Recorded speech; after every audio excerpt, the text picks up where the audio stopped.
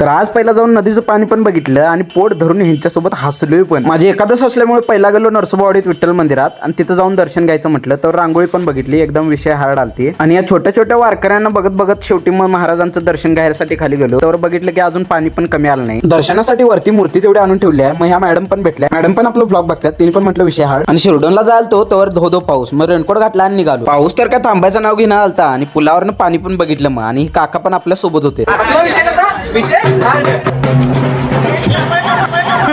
शिरडोनात आल्यावर इकडे भाषावंदरानं आपला गेम चालू केला. व्हिडिओ करता करता डिस्प्ले जाता वाचला. शेवटी भाषावंदर कसं उडी मारते बघा आता.